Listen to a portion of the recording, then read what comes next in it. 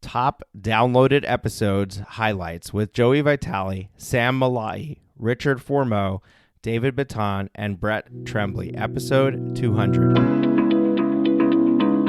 Are you ready to make your law firm a profit-generating machine that will free up your time and skyrocket your impact? With more than 2 decades of business growth experience and having proven that you can be successful while prioritizing your family and your impact, introducing the Profit with Law podcast. I am your host, the creator of the Firm Differentiator 10X Effect, Moshe Amsel. Well, hello and welcome to another amazing episode here on the Profit with Law podcast. And today we're doing something different because we're celebrating our 200th episode. I am super excited to have reached this milestone. We appreciate every single one of you who tune into our show every week, week in, week out, and are our biggest fans. And for those of you just jumping in and trying out this show for the first time, you're really in for a treat, because what we're doing is we went and searched through our directory for our top downloaded episodes, and we selected our top 5 interviews. Our top 5 interviews from number of downloads. That means the ones that are the most popular amongst the listeners. And we then went through those episodes and selected the 5-minute segment that we felt was the most impactful or the most interesting, or the thing that if we needed to extract one segment from it, this was the segment to share. So what we're going to do is we're going to basically queue up each of those episodes one at a time for 5 minutes. And if you want to go back and check out the entire episode, we're going to let you know what that episode number is so you can easily go and find it.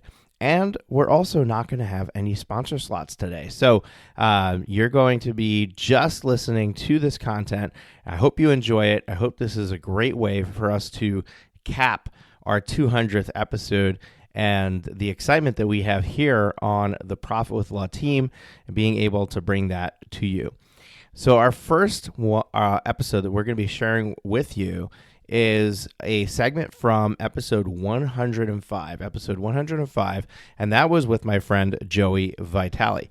Now, Joey Vitale, just so you know, is he's my trademark attorney, and I actually know him through my mentor, James Wedmore, and James Wedmore teaches you how to build online coaches and how to build a business. Online courses. I think I said online coaches. Online courses. And he works with course creators, coaches, membership site owners, and stuff like that. So we had an episode where we had Joey come on and talk about effectuating real change through courses with Joey Vitale. That was episode 105. And Joey's he's a great personality. So we're really excited to be able to highlight him here on this episode. And you're in for a treat as we replay this segment with you. So here we go. I'll be back to introduce the next segment in just a moment. When she gets a new client, she sends them a gift. She sends them this washable notepad and crayons for the shower, for them to hang up in the shower, and so that when they have an idea come to them while they're showering, they can jot it down. And I thought that was genius. So this is where we went. So I was wondering where you were going to go with that, but no, that's great. So, one of the first things that I saw as somebody who was interested in building an online course was it seemed like there were really 2 camps of experts and resources that could help me. One was, for lack of a better word, very much kind of into the label of an information product. And their messaging was very built around, if you want to sell this thing, we can help you get the technology right so that you can kind of put Facebook ads behind it. And you just do this stuff and you make money on the side, this kind of dream and promise of passive income.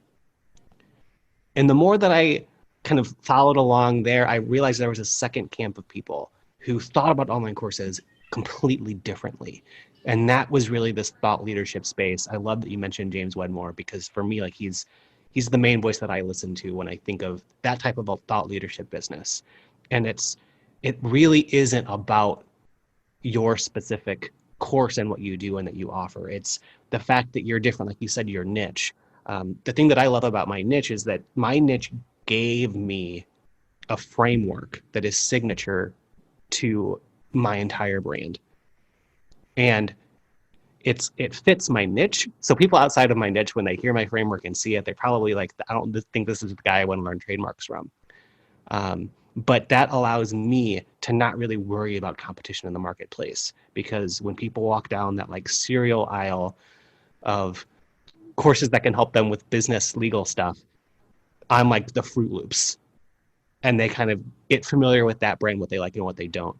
And I think that one of the biggest traps that people can fall into right now is thinking that building a course like this can be as simple as just creating something, building the right technology around it, and then spending a lot of money for other people to make it work.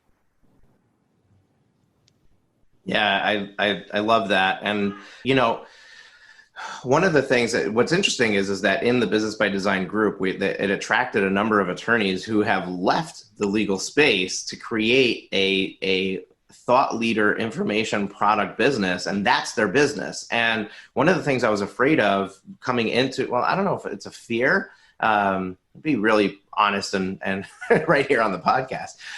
It wasn't so much that I was afraid of it. It was that I didn't want to position this conversation in a, hey, you don't have to do law anymore. You can create information and sell that. And that's so much easier. And I didn't want to create that persona. First of all, it's not easier. They make it look easier. It's not an easy thing to do. But there's a lot of people who love what they do.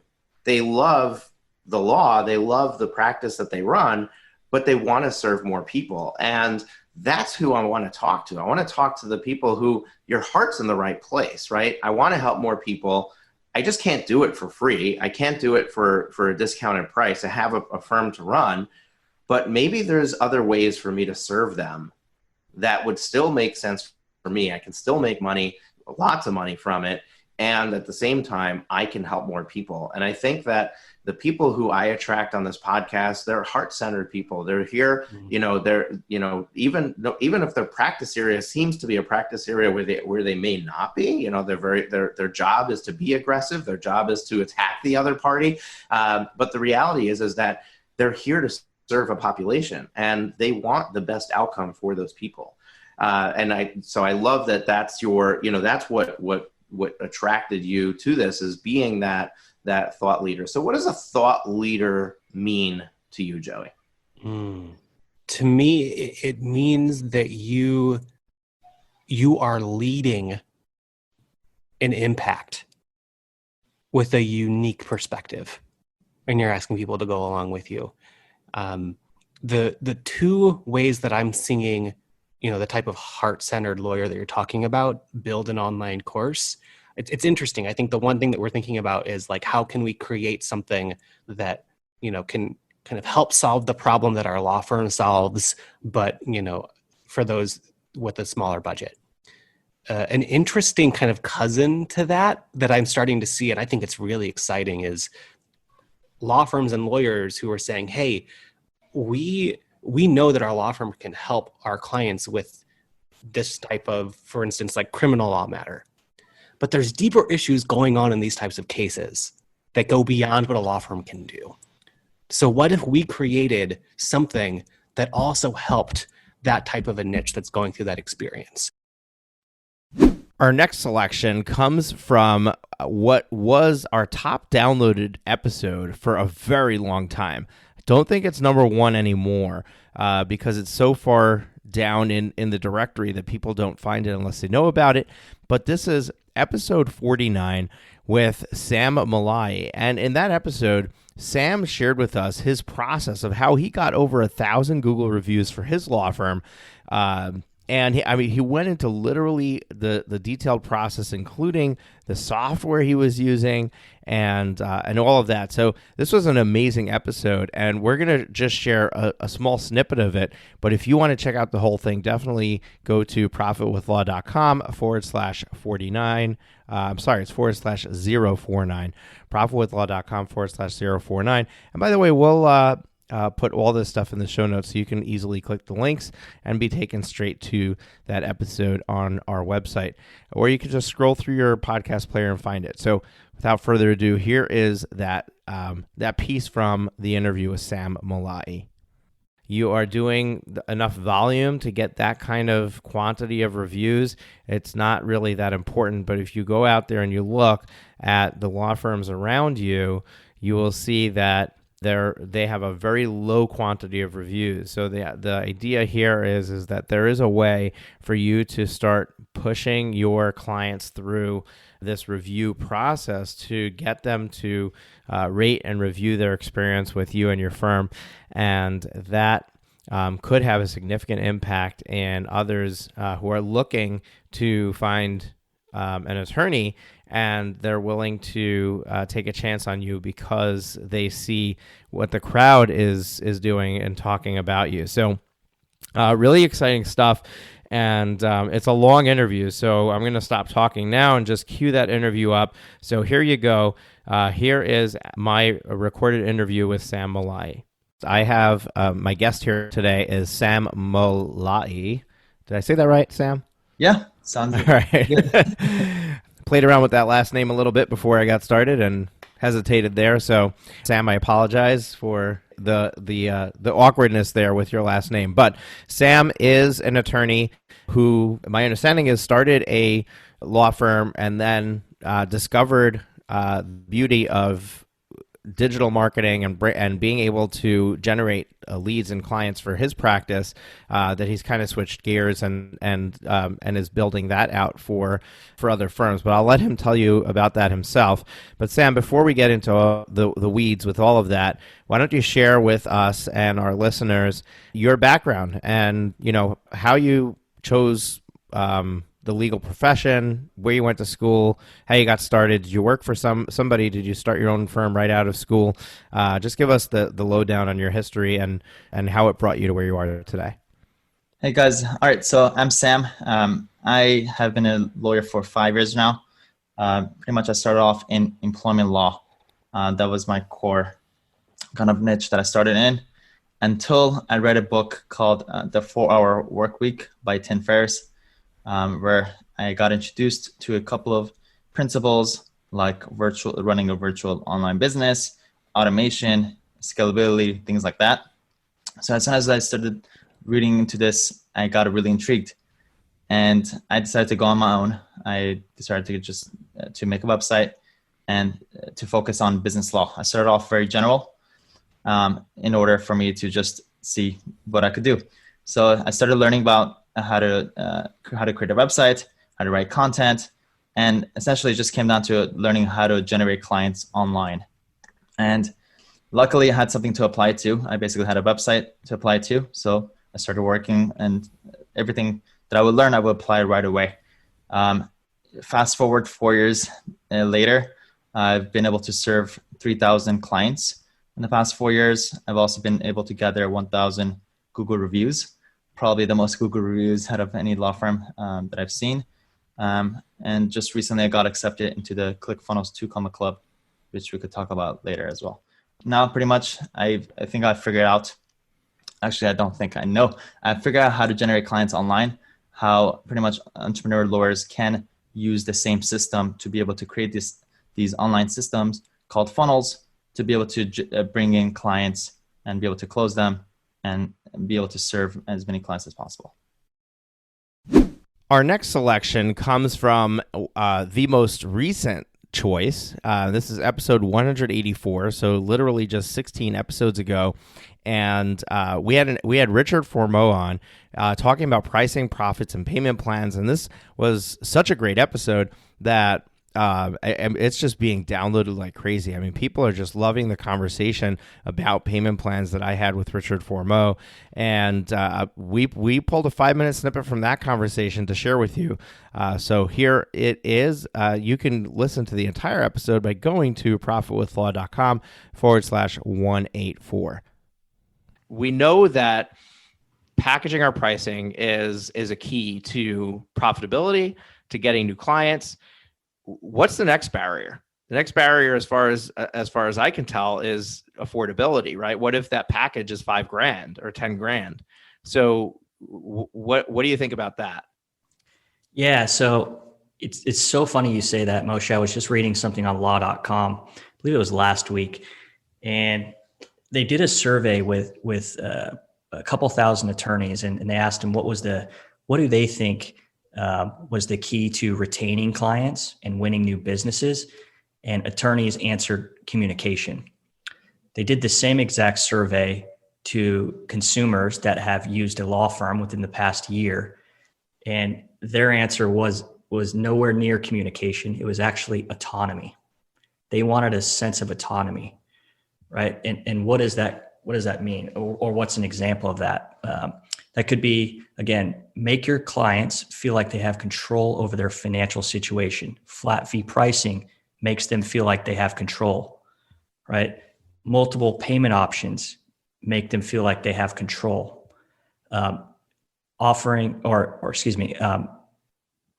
your clients to have or identify the easy ways they can pay, such as ensuring that the multiple payment options are on every invoice you send out in the mail or via email, or you have in your office, you have QR codes that just allows them to scan and follow up and see, hey, look, I have 3 or 4 payment options if I want to use this attorney. So I just think it's kind of funny, Moshe, that almost all, it was in the 90 percentile, and I'll find the article and send it to you so you can link it to this podcast. But again, they said the key to winning or retaining new business was communication. However, your clients think the opposite. Communication was not in that whatsoever. It was purely autonomy. They want to feel like they're in a bit of control when they're picking or retaining their attorney. So to answer your question, your original question, Moshe, which was what's the next barrier? I think we answered that in a bit there, but I think the biggest barrier again is just letting clients know there's options. That's the biggest thing we find, and that's the biggest thing you attorneys will find on whether it be law.com or some of these other outlets, or maybe even this podcast here, which is the majority of consumers don't reach out to an attorney because they think it's too expensive, they can't afford it, right? Or they don't know their options exist.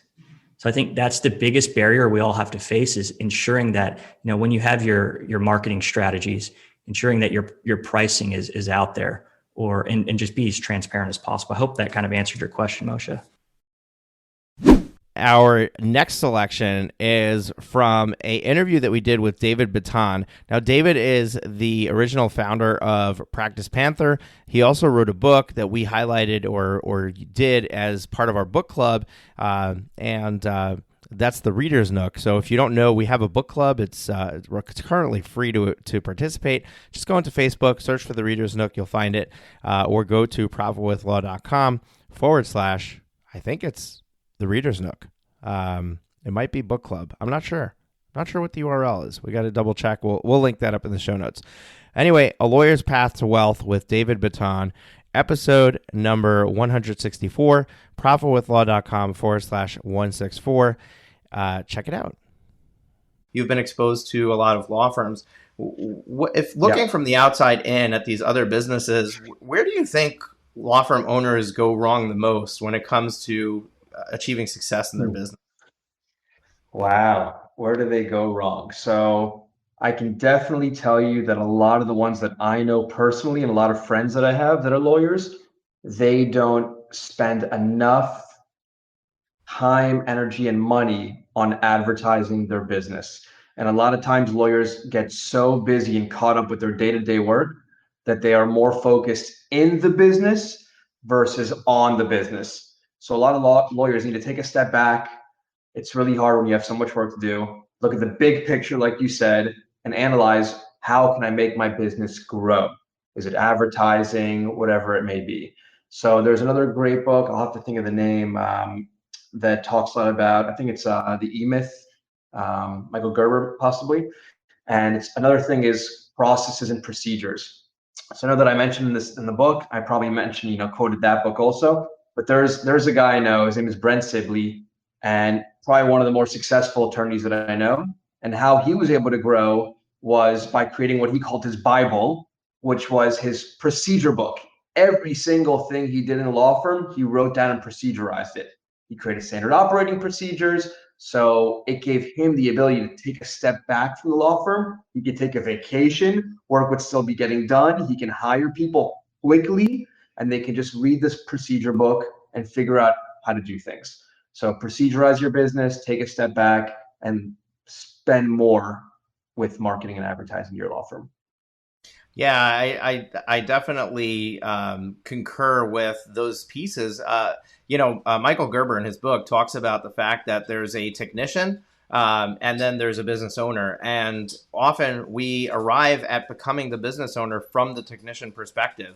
And the example he gives in his book is a lady who owns a bakery. And essentially what happens is that the baker is constantly baking and she's not making use of the staff that she has. And as the lawyer who, starts their practice and, they feel like, oh, I need to be doing the legal services. So I'm only going to try to fill the spots where I don't succeed, where I'm not, I don't see myself doing all that work. So I'm going to bring in a receptionist. I'm going to bring in a paralegal. What they don't realize is that, hey, if you're trying to build a business, if you're trying to run something that's going to be a profitable entity for you, you might be better off sitting in that position of the business owner and letting somebody else bring another attorney in to do a lot of the legal work that you're doing.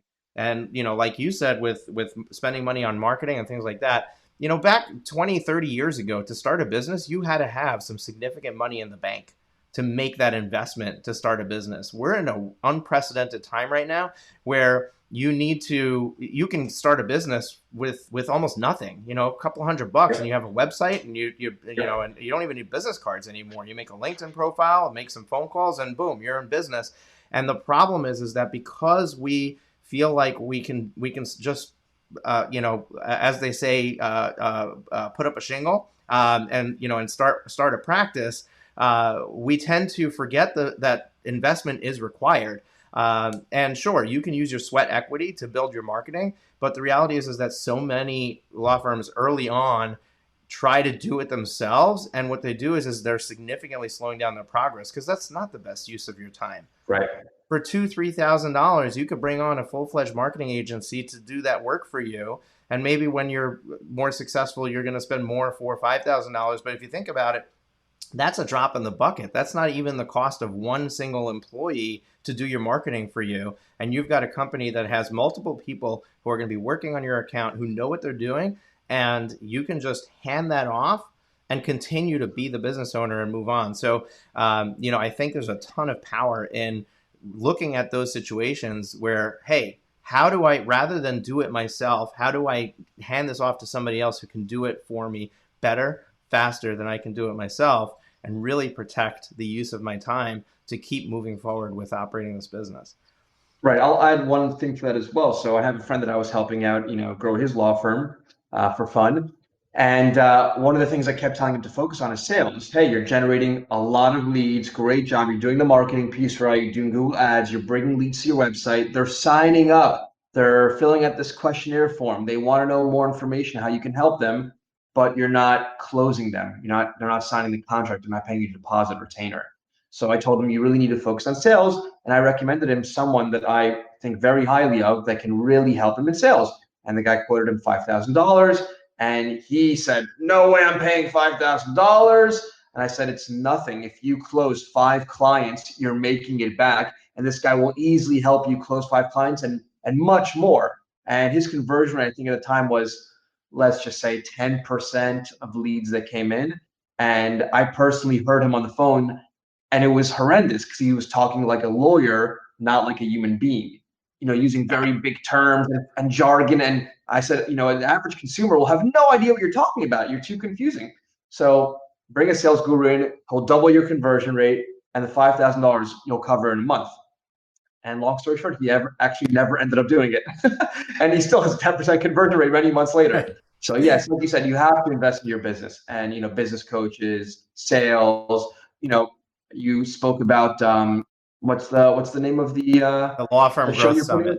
Law Firm Growth Summit, right? So I've been to many of those summits as a speaker, as a rep for Practice Panther with a trade show booth, and there are so much good advice you're going to get there. So many good people you're going to connect and network with. That's where you learn how to grow your law firm, at summits like this. Last but not least is my new friend. Not so new anymore, but we've been doing a lot of really cool stuff together, and that is Brett Tremblay, who is not only a successful attorney, but also the founder of Get Staffed Up, which is something that we highlight all the time. Also was a sponsor of our Law Firm Growth Summit.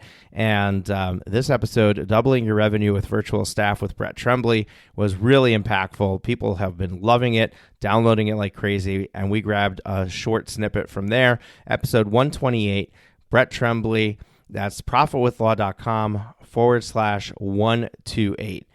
And when you're done with listening to this one, that'll be the end of the show. I'm not going to close it out. Thank you so much for joining us here in episode 200. Share this episode with a friend. I'm sure that you got some really good insights from if you listen to the original, so getting reminded of some of that content. But if you haven't, maybe it whet your appetite. Go listen to some more shows. So hopefully you enjoyed this episode 200 that we did, and we'll be back to our regular programming next week. Here is that snippet from the interview with Brett Tremblay. I truly believe this, to each his own. If you're truly happy doing everything yourself, and that's just the way you work and you operate, fine.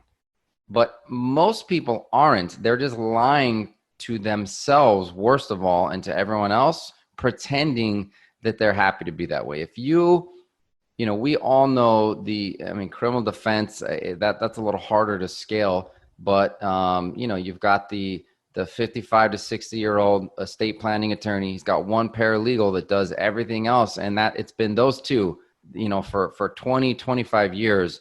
If you really got an honest answer out of them, would they rather have the situation that I'm in? And I don't want to come across like, look at me, but I don't practice law anymore. I run the business. I make sure clients are taken care of. My main job is recruiting incredible staff people and teammates, because after a while, you can't grow the business doing everything yourself. You have to bring on the right people and put them in the right seats. Building teams is one of the most fun things that I've ever been a part of. I love the leadership aspect and building the teams and empowering other people to do all the things you were just mentioning, from the low end to the high end.